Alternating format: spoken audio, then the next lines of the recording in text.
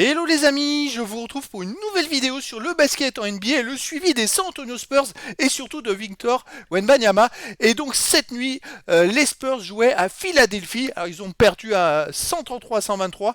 C'était plutôt serré, mais avec un match extraordinaire. Joel Embiid a battu tous les records à Philadelphie. L'ancien record était de 68 points sur un match pour Philadelphie. Il est arrivé à 70 points dans ce match à 24 sur 41 tirs. Il était surmotivé à l'idée de jouer contre Victor et donc il a réalisé peut-être le meilleur match de sa carrière. Pourtant, Philadelphie au final n'a gagné que de 10 points contre San Antonio. Et écoutez, c'est plutôt intéressant. Victor a été très très bon, même plus que bon. Enfin, c'est son dernier match où il a un temps de jeu réduit parce que d'après les news, à partir du prochain match, il va pouvoir jouer un peu plus. Les médecins ont donné leur accord. Donc, dans cette vidéo, déjà, je vais revenir sur le résultat dans ce match avec les statistiques. On verra ensuite le classement des San Antonio Spurs dans la conférence Ouest, puis les stats de Wemby dans ce match en détail avec ses meilleures performances. Il a battu des records encore dans ce match-là. Ça va être très intéressant. Ses moyennes en saison régulière. Et on enchaînera ensuite par les stats de Wemby dans l'histoire des San Antonio Spurs à 20 ans, 21 ans au général, et dans l'histoire des Français NBA 20 ans, 21 ans et au général. On terminera par un petit focus sur le prochain match avec l'équipe que les Spurs vont bientôt affronter en espérant que Wemby joue encore plus, et c'est ce qui devrait être prévu. Mais déjà là, attendons-nous déjà sur le résultat des Spurs à Philadelphie. Donc effectivement, on arrive au stats. Premier quart-temps, les Spurs ont gagné 35 à 34. Le deuxième, ils ont perdu 28-23. C'était plutôt serré. Le troisième, ils ont perdu 42-31. Et ils sont revenus avec, en gagnant le quatrième, 34-29. Ils reviennent à 10 points seulement, finalement, de Philadelphie, qui a pourtant un Joel Embiid qui met 70 points. Regardez-moi ces stats de fou. Il fait en 37 minutes, attention, 24 sur 41 tirs, 1 sur 2 à 3 points, 21 sur 23 lancers francs, 9 rebonds offensifs, 9 défensifs, 18 rebonds, 5 passes, une interception, 1 contre. C'est l'une des meilleures performances. Je crois que c'est la 12e meilleure performance en attaque. C'est extraordinaire. Malgré ça, voyez les stats, parce que quand même Philadelphie a tourné à 50% au tir avec un super Joel Embiid, mais Philadelphie n'a gagné que de 10 points au final, tout simplement. Alors hop, j'aurais dû inverser, c'est 123 ici et 133, vous l'avez bien compris, bien sûr, bien évidemment. Et donc Philadelphie, au final, ne gagne que de 10 points. Alors côté des Spurs, on a 22 points pour Devin Vassell, avec 4 rebonds, 9 passes décisives, 7 sur 13 au tir, un bon match. Sinon, bon, après, il y a moins 17 quand il est sur le terrain, mais Victor, quand il est sur le terrain, c'est 0. C'est-à-dire que l'équipe ne perd pas. Sinon, pour les autres joueurs des centres de Spurs, bon, des joueurs qui ont tourné à un peu plus de 10 points, on va noter Jérémy Sochan qui est à 14 points, 8 rebonds, 4 passes. Bon, il y a eu mieux dans les autres matchs. Les Spurs ont tourné à 31% au tir à 3 points, 25% pour Philadelphie. C'était pas terrible ça par contre. Et côté Philadelphie, on a aussi... oui, c'est vrai qu'il y a Nico Batum. Alors Nico Batum a été plutôt correct en coéquipier. Bon, 33 minutes de jeu. 3 points marqués. Non, 5 points pardon, marqués. 8 rebonds, 6 passes, 3 interceptions. Hyper complet. Alors attention, il marque 5 points, mais il a tiré que 4 fois les amis. Donc c'est quand même une belle performance. 8 rebonds, 6 passes, 3 interceptions. Franchement, Nico Batum, il a 35 ans, mais voilà, il réalise une super saison et avec Philadelphie, ils peuvent aller jouer un titre, les amis. Et donc, Victor, voilà, 33 points. On va revenir un peu plus en avant sur ses stats, un peu plus loin. Hop, c'est parti. Le classement des Spurs, maintenant, dans la conférence Ouest. Les Spurs, c'est toujours 8 victoires, 35 défaites. Bon, ils sont toujours derniers, avec 4 victoires de retard sur l'avant-dernier, Portland.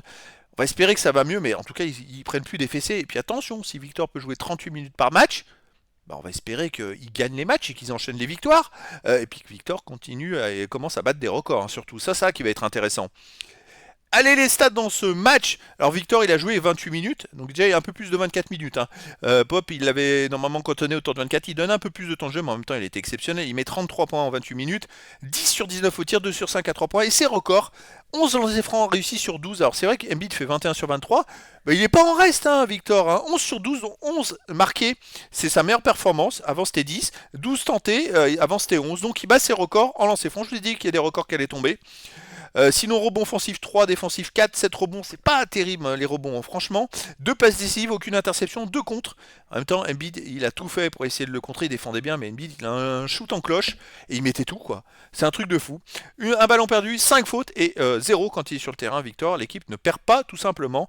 Donc le moins 10, c'est dans les 20 minutes où il joue pas. Au niveau de ses moyennes, il monte à 20,3 par match, 10 rebonds, 2 passes 9, une interception, 3 contre 2. Alors je crois qu'il est 40e marqueur en NBA avec 20,3, puis il est meilleur contreur bien sûr. Au rebond, il doit être 10e, ou enfin, il est bien placé, voilà. Mais c'est quand même une saison plutôt complète avec un temps de jeu réduit. Attendons de voir la suite. Au niveau de l'histoire des San Antonio Spurs, alors, il a gagné une place dans les fautes. Bon, c'est pas ce qui est marquant à 20 ans. Hein. Une place gagnée dans les tirs marqués. Maintenant, il est 5e des Spurs. Il est plus qu'à 475 de Tony Parker. Bon, il va falloir voir après dans le temps comment ça évolue. S'il peut jouer 38 minutes par match, peut-être qu'il va marquer beaucoup plus. Et je pense que là, les stats vont pouvoir commencer à s'incrémenter. Bon, les comptes, il est toujours en avance. Il a plus 58. Il est plus qu'à 89 de Tim Duncan à 21 ans. Alors qu'il a encore une demi-saison à jouer cette saison, plus la saison prochaine. Donc je pense qu'il y a encore, il peut être perfectible. Sinon, il a gagné des places un peu dans tout, dans le général. Mais voilà, il y a pas trop de stats qui ressortent, on va dire. Il va falloir attendre et il va falloir que ces stats augmentent, mais vu ses capacités, les amis, attention, je vais espérer qu'au prochain match, il va commencer à avoir un temps de jeu conséquent. Dans l'histoire des Français en NBA, les amis, il continue sa foison. Il a en tir marqué, maintenant il est 3e sur 15. Hein. Tony Parker, c'est le premier, donc il a 475 de Tony Parker. Les comptes, il continue son avance. Il est meilleur contreur à 20 ans et à 21 ans, alors il a joué qu'une demi-saison à 20 ans. Il est plus qu'à 113 comptes de Rudy Gobert à 22 ans. Il a de l'avance. Rudy continue ses stats, hein, bien sûr, parce qu'il continue de jouer. Pareil pour Nico Batum. Mais voilà, Victor, il commence à grappiller des places. Il est plus qu'à 30 rebonds offensifs de Yohan Petro. 56 défensifs de Tony Parker et 43 rebonds au total pour prendre ses stats. On va espérer vite qu'ils prennent les records. Les interceptions, ça va être compliqué. 94 paniers à 3 points. Je ne sais pas si c'est possible. 94, il va falloir voir si c'est possible ou pas. Il va falloir qu'il tourne à, on va dire, 2 à 3 paniers. Il tourne à 2 paniers par match en ce moment. Il faudrait 3 paniers à 3 points par match pour passer ce record.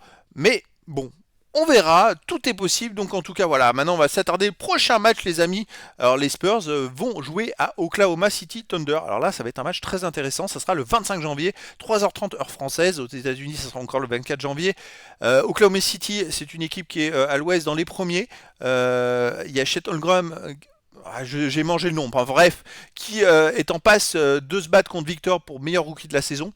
Et ben écoutez, on va voir si Victor peut le réduire à néant et montrer que c'est lui le meilleur rookie. Alors, à noter que Chet, il a raté sa première saison, il n'a pas joué de la première saison NBA, c'est sa première saison, même si ça fait plus d'un an qu'il a été drafté. Un petit avantage physique, on va dire. Mais bon, alors les Thunder chez eux, c'est 13 victoires, 8 défaites pour 29-13 au total. Les Spurs à l'extérieur, c'est 3-16 pour 8-35 au total. Bon, on va espérer, on va voir si Victor il joue 38 minutes, plus de 35 minutes, qui fait exploser ses adversaires. Mais j'ai hâte de voir ça, j'ai hâte de voir, en plus il commence déjà à être trouvé dans la raquette sur les contres, avec des longues passes en hauteur que les défenseurs ne peuvent pas contrer, et il arrive en alley-oop, mais des alley-oop un peu différents, c'est pas du classique où voilà, c'est des alley-oop sur défense placée, c'est ce qui paraît un peu marrant je dirais, sur des contre-attaques parce qu'il court beaucoup Victor, et il est capable de grosses performances physiques, et donc hâte de voir si les joueurs continuent à le trouver comme ça, et puis c'est vrai qu'Embiid, après ce match-là, a dit que Victor sera un jour le premier joueur à dépasser les 100, un deuxième joueur à dépasser les 100 points et battre les records en NBA. Mais moi, je vous l'avais annoncé déjà. Hein, je pense sincèrement qu'il peut être cet homme-là si un jour son équipe ne joue plus rien et que tout le monde décide de jouer pour tous les ballons pour lui. Un peu, c'est ce qui a été pour Karim Abdul-Jabbar. C'est ce qui, c'est Will Chamberlain. Mais je sais même plus qui a le record des 100 points.